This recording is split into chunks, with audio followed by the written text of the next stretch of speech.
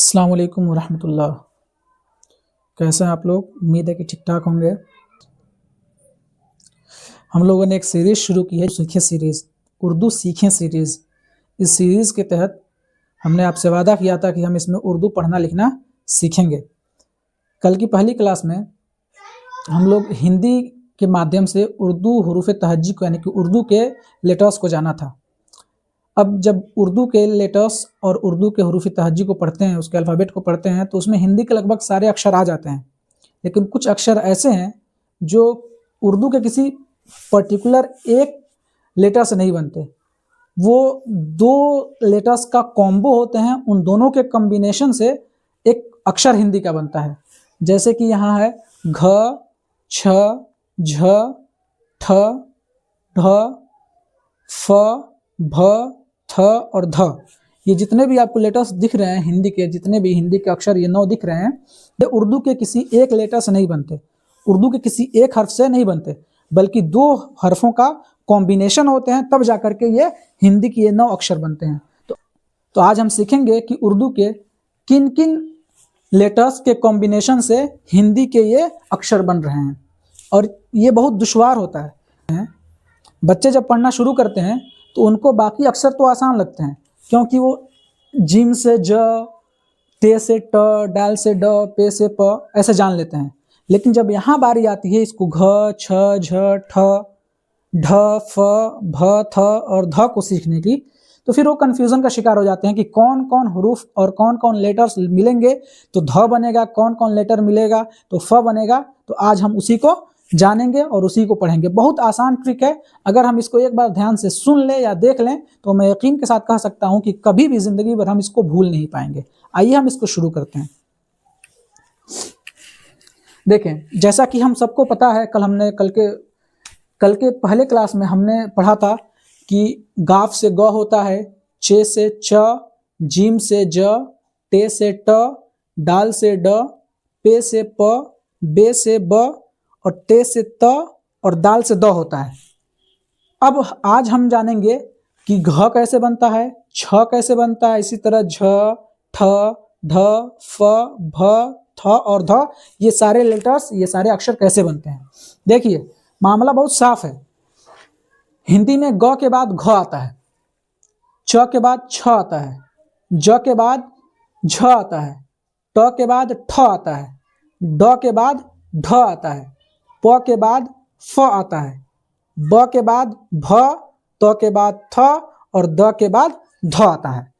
अब इसको हम समझेंगे कि उर्दू में कैसा बनता है। देखिए, ये उर्दू में इन अक्षरों को बनाने के लिए हमको ह को, इस लेटर को ध्यान में रखना जरूरी है।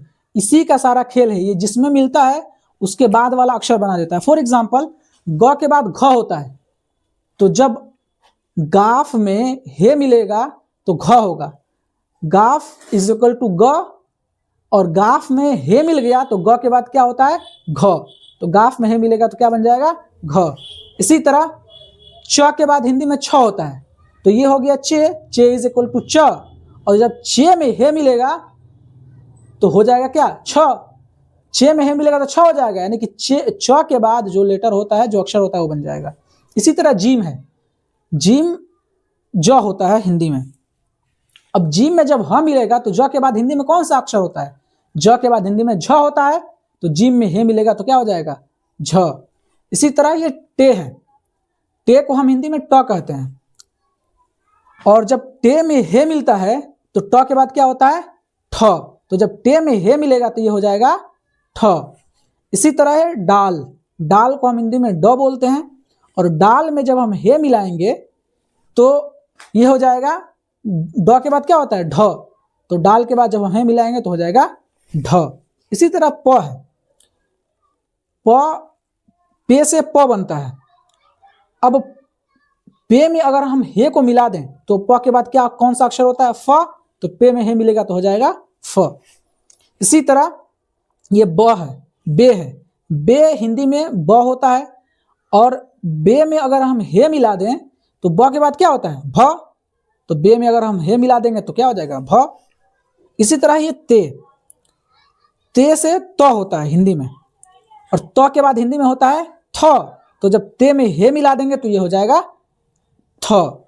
इसी तरह ये है दाल को हम हिंदी में द बोलते हैं और द के बाद कौन सा लेटर होता है ध, तो हम जब दाल में हे मिला देंगे तो ये क्या हो जाएगा ध। अब यहाँ एक बात को जानना जरूरी है।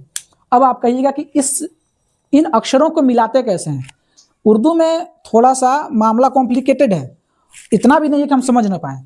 बात यह है कि जब हम किसी भी उर्दू लेटर को अकेले अकेले लिखते हैं तो वो बड़ा बड़ा होता है, पूरा पूरा होता है, पूरा पूरा बना के लिखते हैं। लेकिन जब जैसे कि गाफ है, गाफ में अगर हमको ह मिलाना है या कोई भी अक्षर मिलाना है उर्दू का, तो हम गाफ को इतना लिखेंगे, बस थोड़ा सा इधर ला देंगे, इसका ये ऊपर लगा देंगे। अब मान लीजिए हमको हे इसमें लगाना है, दो चश्मी है, तो हम क्या करेंगे, यहीं पे एक यहाँ से एक यहाँ से हो गया, ये हो गया आपका गाफ में हे मिल गया। तो ग के बाद क्या होता है घ, तो ये बन गया आपका घ। इसी तरह ये जब हम चे को लिखते हैं तो चे तो उर्दू में वैसे जब अकेले लिखेंगे एक लेटर तो पूरा लिखेंगे, लेकिन जब चे में कुछ मिलाना होगा, कोई भी लेटर उर्दू का मिलाना हो, तो चे को हम कर देते हैं छोटा, इतना, ये हो गया हमारा चे। अब चूंकि ये नीचे कर देंगे तो पूरा हो जाएगा, इतना बनाएंगे, उसका 3 जो डॉट हो देंगे, इसको थोड़ा सा खींच लेंगे आगे और यहाँ ये दो चश्मी है लगा देंगे, तो च में ह मिल गया, यानी कि चे में हे मिल गया। तो क्या होगा, च के बाद क्या होता है छ, तो चे में हे मिल जाता, हो जाएगा ये छ।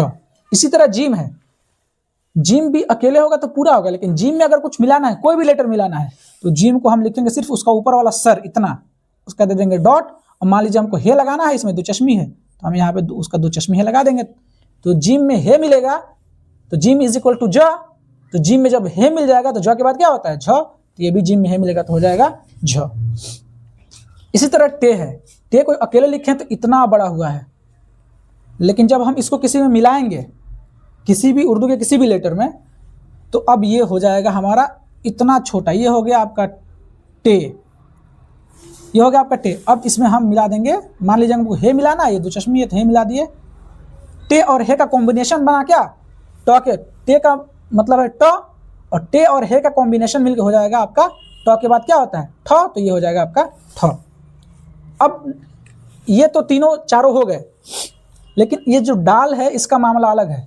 डाल जब शुरू में रहता है तो किसी भी लेटर में वो सटता नहीं है, जुड़ता नहीं है, उसको हमेशा अकेले ही लिखते हैं। अगर शुरू में रहेगा तो किसी भी शब्द के शुरू में अगर डाल आ गया उर्दू में, तो ये नहीं कि इस तरह जैसे ये मिला है तो ये मिलेगा, वो मिलता नहीं, उसको अलग से ही पूरा पूरा लिखेंगे। मान लीजिए डाल है, डाल और अलग से ही इसमें हे मिल जाएगा, तो डाल इज इक्वल टू ड, और ड के बाद क्या होता है ढ, तो डाल में जब हे मिलेगा तो हो जाएगा ढ। और जो ये पे है, पे टे की तरह है, पे को भी चूंकि उन दोनों का स्ट्रक्चर सेम है, दोनों एक ही तरह बने हुए हैं, तो उसका वही रूल फॉलो होगा। इसको इतना खींच लेंगे, इसका 3 नुक्ता होता है वो दे देंगे, और फिर यहाँ हम इसमें दो चश्मी है जोड़ देंगे। तो अब पे हिंदी में प होता है, और प के बाद क्या आता है फ, तो जब पे में हे मिल जाएगा तो क्या हो जाएगा फ। जो उम्मीद है कि बात समझ में आ रही होगी। इसी तरह ये ब, अब चूंकि ट, टे, पे और बे तीनों एक ही तरह हैं, तो यहाँ भी वही होगा, इसका थोड़ा सा इतना खींच लेंगे, इसका एक डॉट दे देंगे, चूंकि ये बे है, बे में नीचे एक नुक्ता होता है। अब यहाँ दो चश्मी है लगा देंगे, तो ब के बाद हिंदी में क्या होता है भ, तो जब बे में हे मिल जाएगा, दोनों का कॉम्बिनेशन हो जाएगा, एक में मिला देंगे तो ये हो जाएगा भ। अब यहाँ त है, त भी ते है, ते भी इसी तरह है, जैसा कि ते, पे, बे है, उसी तरह ते है, तो ते को भी इतना इसको खींच लेंगे, इतना इसका ऊपर दो नुक्ता दे देंगे। अब वहां यहाँ पे नीचे इसका हा लगा देंगे, तो ये हो गया हमारा ते। हिंदी में त होता है, और त के बाद हिंदी में क्या होता है थ होता है। जब ते में हे मिल जाएगा तो क्या हो जाएगा थ। अब यहाँ दाल आ गया, यहाँ डाल था, तो हम बताए आपको ये कि डाल कभी भी, तो जैसा हमको पता है कि दाल ये द के बराबर है, दाल को हम हिंदी में द बोलते हैं, और द के बाद हिंदी में क्या होता है ध, तो दाल में जब हे मिल जाएगा तो इसको हम बोलेंगे ध। तो मामला बहुत सिंपल है, गाफ इज इक्वल टू ग, हिंदी में ग के बाद होता है घ, तो जब ग में ह मिल जाएगा तो हो जाएगा ये घ। चे इज इक्वल टू च, और च के बाद हिंदी में होता है छ, तो जब चे में हे मिला देंगे तो हो जाएगा छ। इसी तरह जीम हिंदी में होता है ज, और ज के बाद हिंदी में क्या होता है झ, तो जीम में हे मिला देंगे तो ये हो जाएगा झ। अब यहाँ टे है, टे को हम हिंदी में ट बोलते हैं, और ट के बाद हिंदी में क्या होता है, कौन सा लेटर, ठ। तो जब टे में हे मिल जाएगा तो हो जाएगा ठ। इसी तरह डाल है, डाल को हम हिंदी में ड बोलते हैं, हिंदी में ड के बाद ढ आता है, तो डाल में जब हे मिल जाएगा तो हो जाएगा ढ।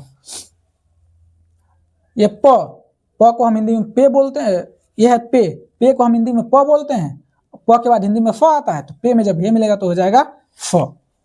यह है बे को हम हिंदी में ब बोलते हैं, और ब के बाद हिंदी में भ होता है, तो बे में जब हे मिलेगा तो हो जाएगा भ। इसी तरह ते है, ते को हम हिंदी में त बोलते हैं, हिंदी में त के बाद थ आता है, तो ते में जब हे मिलेगा तो ये हो जाएगा थ। इसी तरह दाल को हम हिंदी में द बोलते हैं, और हिंदी में द के बाद ध आता है, तो दाल में जब हे मिला देंगे तो ये हो जाएगा ध। तो आज की क्लास यहीं तक। अब आगे की क्लास में हम उर्दू के तमाम हुरूफ को, तमाम लेटर्स को, सारे लेटर्स को एक दूसरे से मिला करके लिखना सीखेंगे। जैसे कि यहाँ गाफ है और हमको लिखना हो गोल, गोल, तो अब गाफ में क्या क्या लगाएंगे तो वो गोल हो जाएगा। ये जीम है, मान लीजिए ये जीम है, अगर हमको लिखना हो हिंदी में जाल, तो हम इसमें क्या क्या लगाएंगे तो जाल हो जाएगा। तो मैं नेक्स्ट वीडियो में हम उर्दू के हुरूफ को मिला करके शब्द बनाना सीखेंगे। हमने तो अभी लेटर पढ़ा है, अब लेटर के बाद बारी है वर्ड की। लेटर हमने जान लिया है कौन कैसे बनता है, आगे के वीडियो में हम लेटर से वर्ड बनाना सीखेंगे, अक्षर से शब्द बनाना सीखेंगे। तो आज की वीडियो में यहीं तक। मुझे उम्मीद है कि आप लोगों को मेरी बात समझ में आ गई होगी। आप लोगों से मेरी रिक्वेस्ट है कि आप लोग इस वीडियो को लाइक करें, शेयर करें, और इस चैनल को ज़रूर सब्सक्राइब कर लें ताकि आने वाली वीडियो सबसे पहले आप तक पहुंचे।